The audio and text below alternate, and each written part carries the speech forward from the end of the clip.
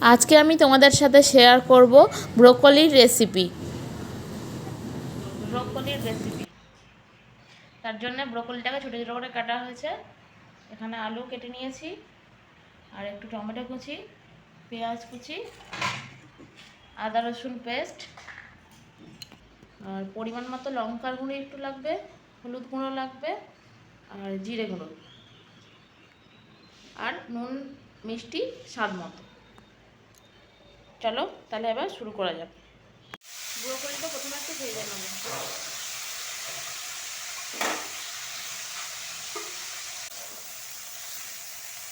একদম হালকাভাবে ভেজে নেব।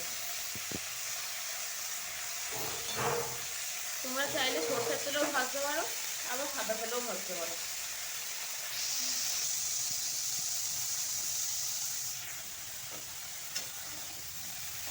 একদম কম আঁচে ভাজবো, আস্তে আস্তে, তাহলে ভাজাটা সুন্দর হবে। আর এদিকে আমি মশলাটা রেডি করে নেবো। এখানে আদা রসুন পেঁয়াজের পেস্ট আছে, লঙ্কার গুঁড়ো দেবো,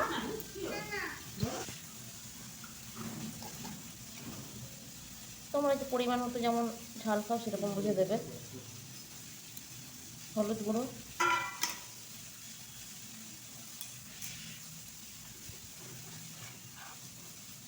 একটু জিরে গুঁড়ো,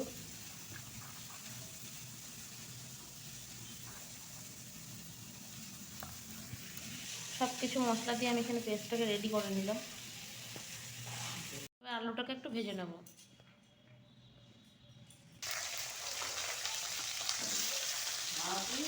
ও মা,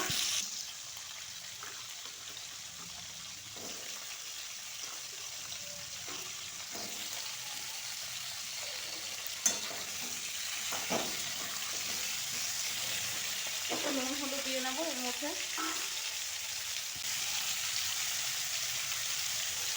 হলুদ দিলাম,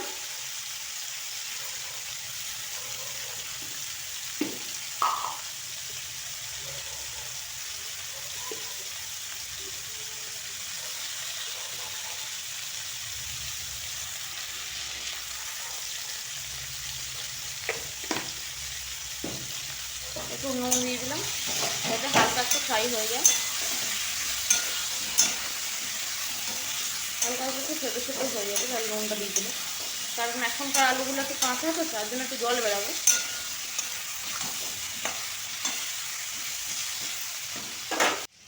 আলুটা প্রায় ভাজা হয়ে গেছে, প্রায় নয় ভাজা হয়ে গেছে আলুটা পুরোপুরি সুন্দরভাবে।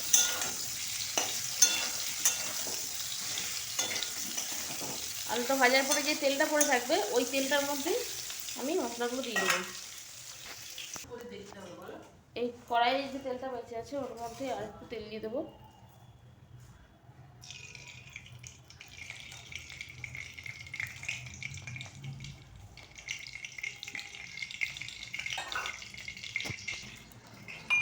এটা একটু গোটা গরম মশলাটাকে একটু থেতলে নিচ্ছি। তেজপাতা দিলাম,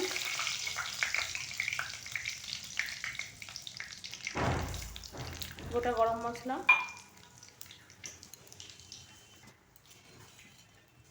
কুচনো পেঁয়াজগুলো দিয়ে দেবো,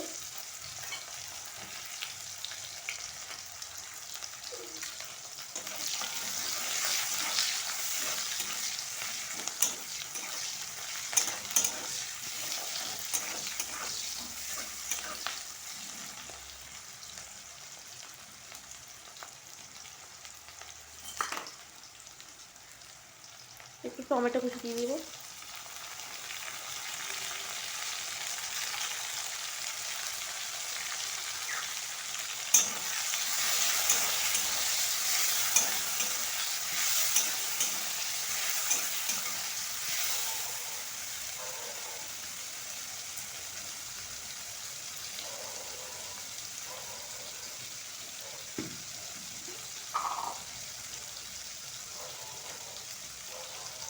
এবার একটু নুন দেবো।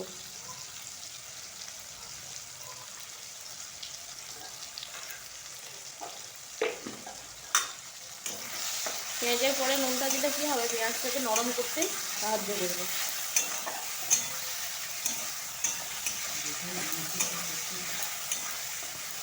পেঁয়াজ আর টমেটোটা এবার নরম হয়ে গলে যাবে নুনটা দেওয়ার ফলে।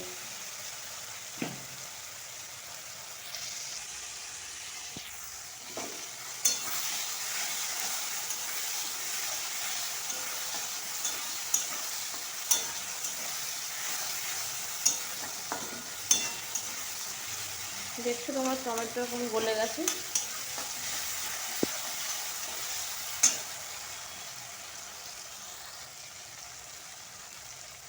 এবার এই আগে থেকে পেস্টটা রেডি করে রাখা ওই পেস্টটা দিয়ে দেবো।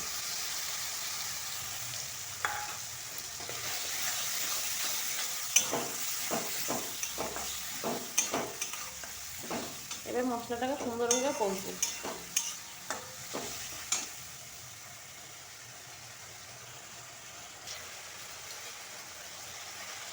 সামান্য পরিমাণে একটু জল দেবো।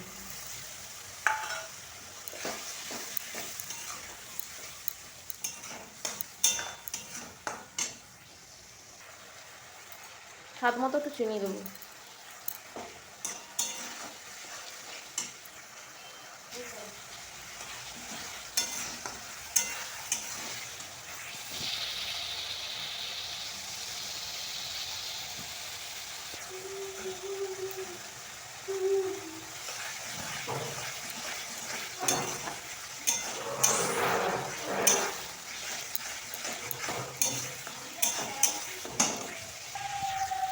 মশলাটা এবার ভাজা ভাজা হয়ে এসছে, আর একটু হবে, একটু তেল ছাড়া ছাড়া হলেই আমরা ব্রকলিগুলো আলুগুলো সব দিয়ে দেবো। তোমরা চাইলে মটরশুঁটিও দিতে পারো।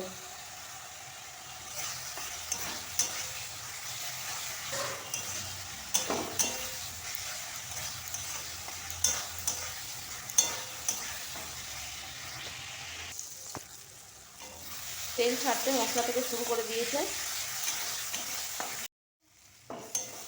দেখো মশলাটা আমাদের লেগে যাচ্ছে, এবার মানে হয়ে গেছে মশলাটা ভাজা ভাজা।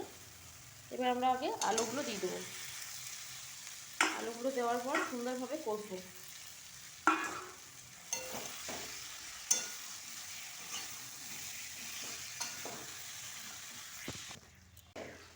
এবার ব্রকলিগুলো দিয়ে দেবো।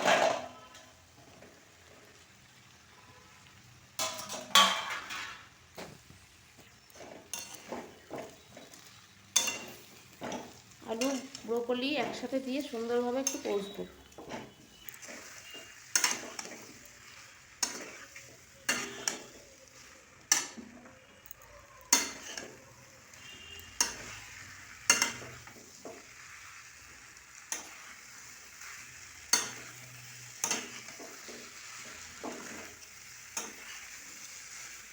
এটা চাইলে তোমরা ভাতের সাথেও খেতে পারো, আবার রুটি পরোটার সাথেও খেতে পারো।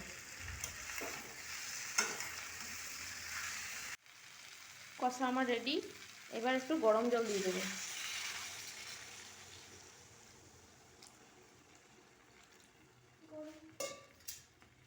আমি যেহেতু খুব একটা ঝোল ঝোল করবো না, সেই জন্যে অল্প জল দিলাম।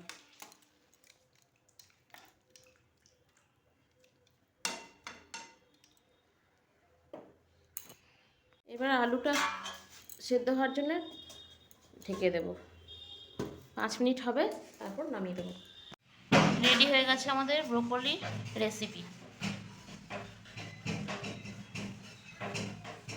চলো বন্ধুরা, তাহলে নেক্সট ভিডিওর জন্য তোমরা অপেক্ষা করো। আর ভিডিওটা যদি ভালো লেগে থাকে like comment share and subscribe করতে একদম ভুলবে না। চলো তাহলে আজকের মতো টাটা।